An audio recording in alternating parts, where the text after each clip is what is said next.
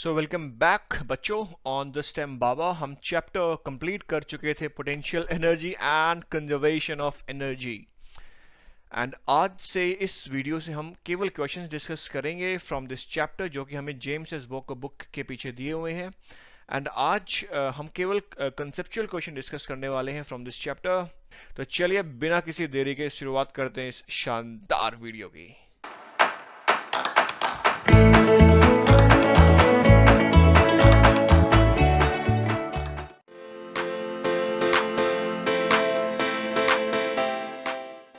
सो ये है पहला क्वेश्चन एंड यहाँ पे पूछ रहे हैं is it possible for the kinetic energy of an object to be negative.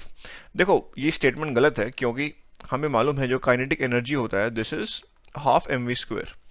अब किसी भी ऑब्जेक्ट का मास तो नेगेटिव हो नहीं सकता, it can not be possible. अच्छा स्पीड अगर नेगेटिव हुई बट क्योंकि यहाँ पे स्क्वायर हो रहा है तो ऑल ओवर जो टोटल टर्म होगी वो पॉजिटिव ही हो जाएगी। तो काइनेटिक एनर्जी हमेशा पॉजिटिव ही रहती है, या तो जीरो रहेगी या पॉजिटिव रहेगी। जीरो कब रहेगी? जब स्पीड जीरो हो तो तब जीरो रह सकती है या पॉजिटिव, नेगेटिव कभी नहीं हो पाएगी।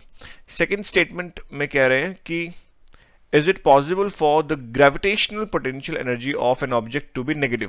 देखो यस इट इज पॉसिबल। देखो इसका रीजन ये है कि हम किसी भी रेफरेंस को जीरो मान सकते हैं। सपोज अर्थ रेफरेंस को जो है, अर्थ का जो सरफेस है उसको हमने रेफरेंस मान लिया, मतलब यहाँ पे पोटेंशियल एनर्जी जीरो है। अगर हम उसके नीचे जाते हैं तो वहां पे पोटेंशियल एनर्जी डिक्रीज होगी, नेगेटिव हो जाएगी। बट अगर हम ऊपर जाते हैं तो ये पॉजिटिव हो जाएगी।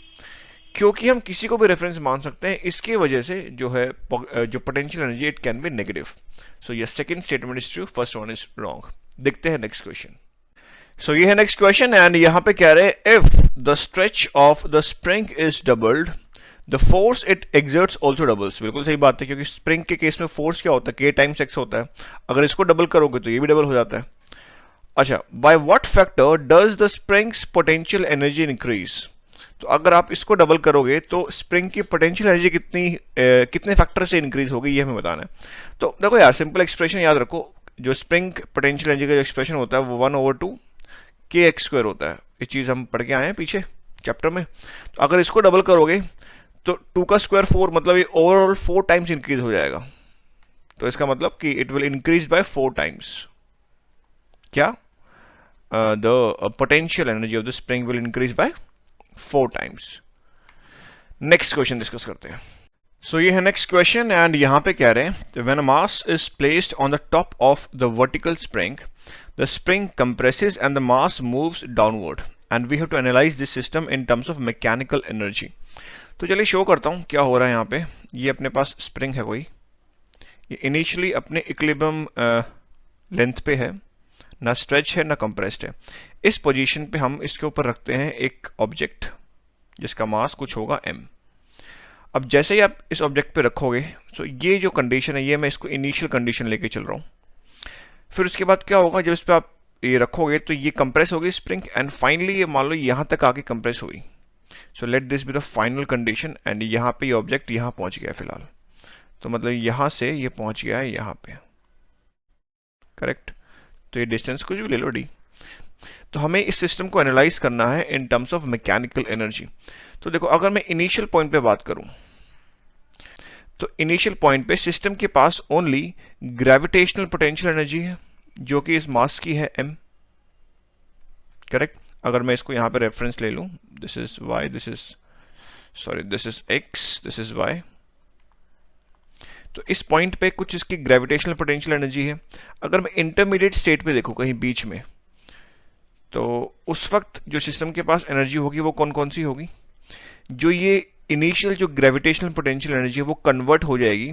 फर्स्ट किस में कन्वर्ट होगी? जो ये अपना स्प्रिंग है इसकी जो स्प्रिंग पोटेंशियल एनर्जी है वो इंक्रीज हो जाएगी, और वो इंक्रीज होगी तो ये डिक्रीज होगा क्योंकि टोटल एनर्जी तो कंजर्व रहेगी। साथ में जो इसकी, क्योंकि जब ये नीचे आएगा तो कुछ इसकी स्पीड भी इंक्रीज होगी इस मास m की, तो इसकी भी कुछ काइनेटिक एनर्जी इंक्रीज हो जाएगी। This is for the mass. तो ये इंटरमीडिएट स्टेट होगी। और फाइनल स्टेज पे अगर मैं बात करूं तो फाइनल स्टेज पे तो ये जो ऑब्जेक्ट है वो यहाँ रुक जाएगा, स्टॉप हो जाएगा। तो उस पॉइंट पे काइनेटिक एनर्जी तो जीरो होगी, बट जितनी ये इनिशियल जो ग्रेविटेशनल पोटेंशियल एनर्जी थी इसकी मास की वो पूरी की पूरी कन्वर्ट हो जाएगी स्प्रिंग के पोटेंशियल एनर्जी में। तो ये अपना एनालिसिस है ऑन दिस सिस्टम। एक चीज़ और कि जो इनिशियल जब हम बोलते हैं ना कि जो ग्रेविटेशनल पोटेंशियल एनर्जी है सिस्टम की, इसमें सिस्टम की मैं बात कर रहा हूँ मास अर्थ सिस्टम की। मास अर्थ सिस्टम की कुछ जीपीई है, उसके बाद जब आप इसको ये भी कंप्रेस होती है, तब आपके पास जो स्प्रिंग की पोटेंशियल एनर्जी है वो इंक्रीज होती है, और जो काइनेटिक एनर्जी है मास की वो भी इंक्रीज होती है, एंड फाइनली जितनी भी ये एनर्जी थी वो पूरी की पूरी कन्वर्ट हो जाती है स्प्रिंग के पोटेंशियल एनर्जी में, एंड देन ये वापस स्प्रिंग जो कंप्रेस था देन ये वापस एक्सपैंड करेगी, देन अगेन टू द, तो ये साइकिल चलती रहेगी अगर हम फ्रिक्शन को कंसिडर नहीं कर रहे, क्योंकि हमें in terms of mechanical energy ही बताना था, तो वहां पे हम लोग मैकेनिकल एनर्जी में फ्रिक्शन नॉन कंजर्वेटिव फोर्सेस को पिक्चर में नहीं रखते हैं। तो ये था analysis in terms of mechanical energy इस सिस्टम का। तो चलिए अब डिस्कस करते हैं नेक्स्ट क्वेश्चन। सो ये है नेक्स्ट क्वेश्चन, एंड यहाँ पे क्या रहे हैं, if the spring is stretched so far that is permanently deformed, its force is no longer conservative. क्यों? मतलब कह रहे हैं कि अगर ये स्प्रिंग है कोई, तो अगर हम उसको इतना डिफॉर्म कर देते हैं, इतना डिफॉर्म कर देते हैं कि वो ब्रेक ही हो जाती है, तब जो वो फोर्स जो हमने लगाई वो कंजर्वेटिव नहीं रहती। क्यों? ये हमें बताना है। तो सबसे पहले आप समझिए कि बेसिक डेफिनेशन क्या थी कंजर्वेटिव फोर्स की, कि अगर हम किसी स्प्रिंग के ऊपर कुछ फोर्स लगाते हैं तो कुछ वर्क डन हुआ होगा, कंप्रेस करो या इसको स्ट्रेच करो, तो कुछ वर्क डन हमने इसके ऊपर किया, वो वर्क हम लेटर ऑन रिकवर कर सकते हैं। बट क्योंकि इस केस में स्प्रिंग जो है वो तो ब्रेक ही हो गई है, तो जो वर्क हमने इसके ऊपर किया वो तो बाद में रिकवर कर ही नहीं सकते हैं। आप समझ रहे हो? जैसे ये इसकी ओरिजिनल लेंथ थी, मान लो ये स्प्रिंग की ओरिजिनल लेंथ थी, अब आपने इसको स्ट्रेच करते करते करते इतना स्ट्रेच कर दिया कि वो टूट ही गई, तो क्या वो स्प्रिंग वापस अपनी ओरिजिनल लेंथ पे कभी आ पाएगी? नहीं आ पाएगी। मतलब जो आपने वर्क किया वो अब रिकवर नहीं कर सकते हम। तो वो वर्क गया कहाँ? वो वर्क पूरा खर्च हो गया इसको स्प्रिंग को तोड़ने में। तो क्योंकि हम वर्क को ये वापस से रिकवर नहीं कर सकते हैं, तो इसलिए जो फोर्स थी वो कंजर्वेटिव नहीं रहती है। बट हाँ, जो ये स्प्रिंग है अगर वो टूटती नहीं और वो अपनी ओरिजिनल लेंथ पे वापस आ जाती, तब हम कहते कि हाँ जो हमने वर्क किया वो कंजर्वेटिव था, मतलब जो फोर्स हमने लगाई वो कंजर्वेटिव था, and that work can be recovered. तो इन्हीं सब कारणों की वजह से हम जो है फोर्स को कंजर्वेटिव नहीं बोलते हैं इस केस में। सो ये है नेक्स्ट क्वेश्चन, एंड यहाँ पे कह रहे हैं कि various energy conversion that occurs when a person performs a pole vault. अब कहता है यार पोल वोल्ट ये क्या होता है, तो पहले समझो पोल वोल्ट, एक वीडियो के माध्यम से मैं आपको समझाऊंगा कि ये गेम एक्चुअली होता क्या है। तो देखते हैं इस वीडियो को।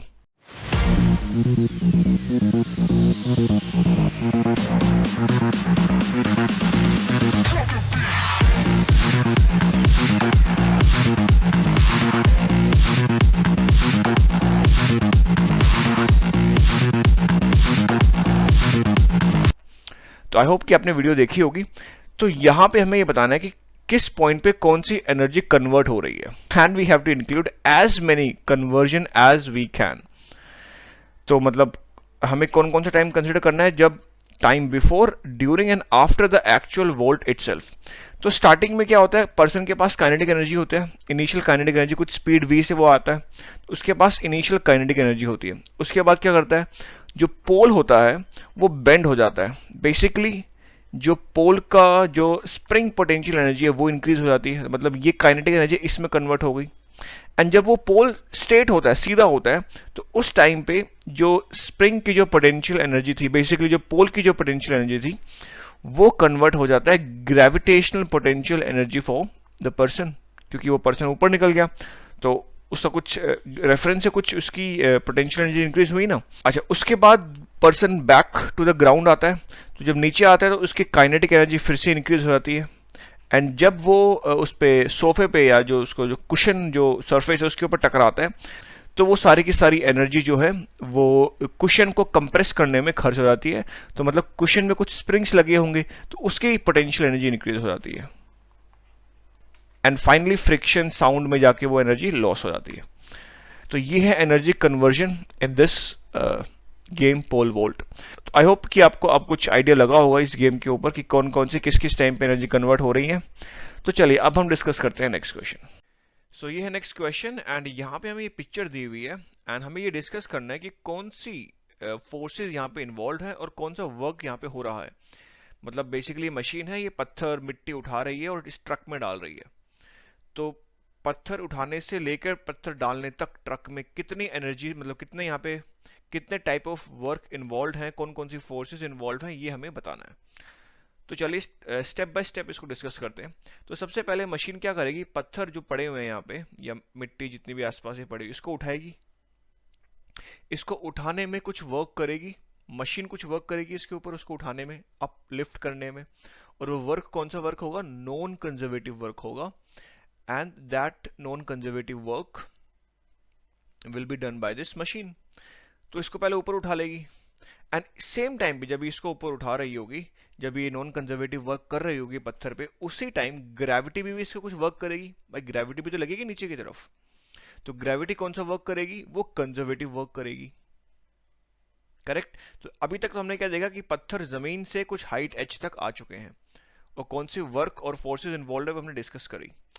उसके बाद मशीन इसको जब उसको उठा लेगी ऊपर, तो इसके बाद ट्रक के पास लेके जाएगी। यहाँ पे मान लो ट्रक यहाँ पे खड़ा हुआ है, तो अब ट्रक के पास लेके गई, तो फिर से कुछ पॉजिटिव नॉन कंजर्वेटिव वर्क करेगी मशीन पत्थर के ऊपर।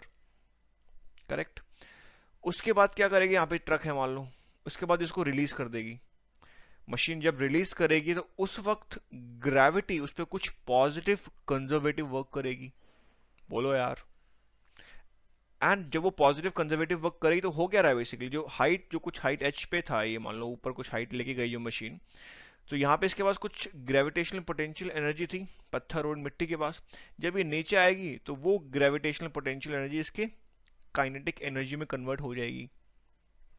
तो यहाँ तक क्लियर हो गया हमें कि पत्थर जो है वो ट्रक के अंदर आ गए हैं।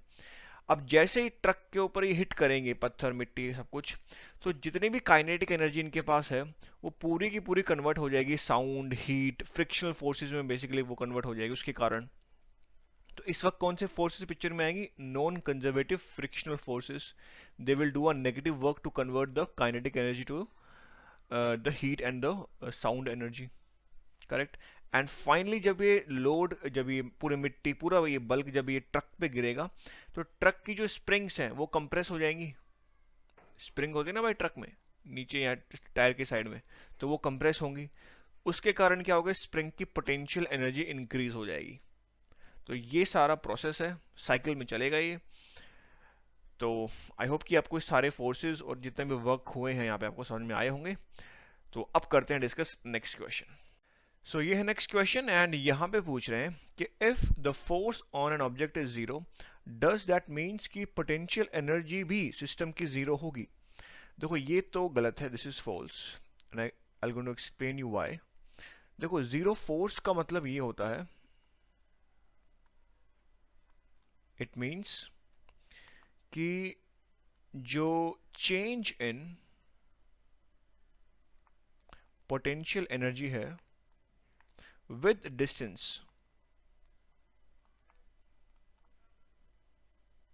वो जीरो है। बट इसका मतलब ये नहीं है कि पोटेंशियल एनर्जी जीरो है। अगर change in potential energy zero है, इसका मतलब क्या कह रहे हैं हम, कि जो पोटेंशियल एनर्जी है वो कांस्टेंट है। मतलब चेंज जीरो है तो पोटेंशियल एनर्जी बेसिकली कांस्टेंट है। इसका मतलब कुछ वैल्यू उसकी होगी, समथिंग कुछ वैल्यू होगी उसकी, बट वो जीरो नहीं होगी।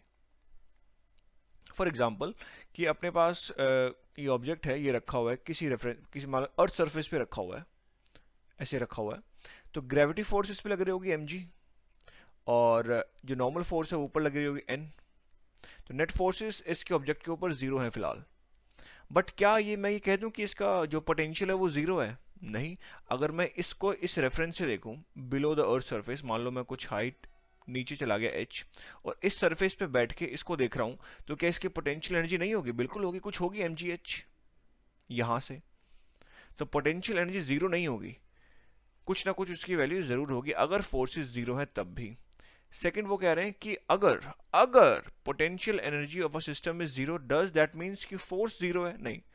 देखो ये स्टेटमेंट भी फॉल्स है, गलत है। रीजन वही है, सिमिलर रीजन है कि सपोज कि अपने पास ये ऑब्जेक्ट है, कुछ इसका मास m है एंड यहाँ पे अपने पास ये अर्थ सरफेस है एंड ये मैं इस पॉइंट को रेफरेंस ले रहा हूँ, मतलब यहाँ पे y इक्वल्स टू जीरो है। तो यहाँ पे इसकी पोटेंशियल एनर्जी जीरो होगी, रेफरेंस मैंने लिया हुआ है जीरो। बट क्या इस पे फोर्स लग रही है? बिल्कुल लग रही है mg नीचे की तरफ, और यहाँ पे पोटेंशियल जीरो ले रखा है मैंने, मतलब y जीरो है तो पोटेंशियल जीरो हो गया। तो पोटेंशियल जीरो है इसका मतलब ये नहीं है कि फोर्स नहीं लग रही है, फोर्स लग रही होगी। तो ये था इस क्वेश्चन का आंसर। अब मूव ऑन करते हैं नेक्स्ट क्वेश्चन पे। सो ये है नेक्स्ट क्वेश्चन एंड यहाँ पे कह रहे हैं when a ball is throne upward it spends same time on the way up and on the way down when the air resistance is ignored. ये बिल्कुल सही बात है। जब हमने प्रोजेक्टाइल मोशन पढ़ा था तो उस वक्त हमने चीज़ डिस्कस की थी कि जितना टाइम बॉल ऊपर जाने में लगाती है उतना ही टाइम बॉल नीचे आने में लगाती है। एंड हमने ये ग्राफ भी देखा था x वर्सेस t का, कि ये ग्राफ देखा था। अगर यहाँ पे ये टोटल अगर टाइम ऑफ फ्लाइट t है तो जब ये हाफ डिस्टेंस पे होती है तो इसका टाइम ऑफ फ्लाइट 1/2, मतलब आधे डिस्टेंस पे आधा टाइम और वापसी आने में भी आधा टाइम। तो ये चीज़ हमने सब कुछ पढ़ा था जब एयर रेजिस्टेंस हमने कंसिडर नहीं किया था। बट अब कह रहे हैं कि अगर air resistance is taken into account is the time on the way up same और ग्रेटर देन और less than the time on the way down. मतलब कि अगर एयर रेजिस्टेंस अगर हम कंसिडर करेंगे तो जितना टाइम ऊपर जाने में लग रहा है बॉल को, क्या उतना ही टाइम नीचे आने में लगेगा? ये चीज़ हमें बतानी है। तो देखो इसको हम एनर्जी के कॉन्सेप्ट से सॉल्व कर सकते हैं। तो सपोज जब हमने बॉल को ऊपर फेंका तो इसको हमने कुछ इस पॉइंट पे कुछ इसकी काइनेटिक एनर्जी होगी या टोटल मैकेनिकल एनर्जी मैं बोलूँ, पोटेंशियल इस पॉइंट पे जीरो होगा अगर मैं रेफरेंस यहाँ पे लेके चल रहा हूँ। तो इस पॉइंट पे सपोज मैकेनिकल एनर्जी E1 है।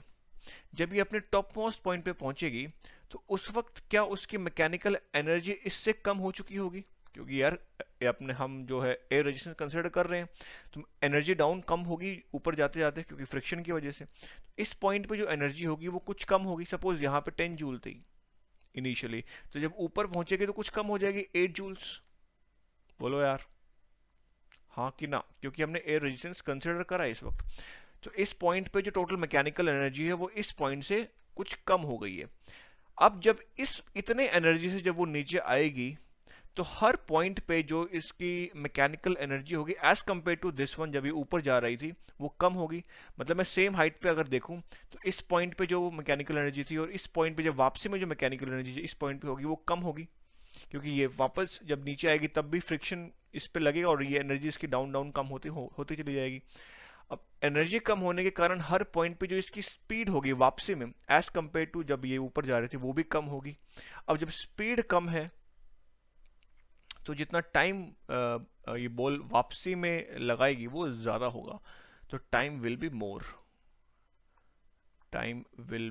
More on the way down.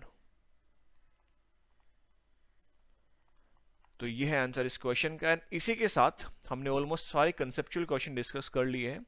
अब नेक्स्ट वीडियो से हम मिक्स क्वेश्चंस लेंगे, मतलब उसमें न्यूमेरिकल्स भी आएंगे, हो सकता है कुछ कंसेप्चुअल भी आ जाए, तो वो हम देखेंगे नेक्स्ट वीडियो से। बट इस वीडियो में इतना ही। अपना बहुत ही ख्याल रखिएगा। Good bye.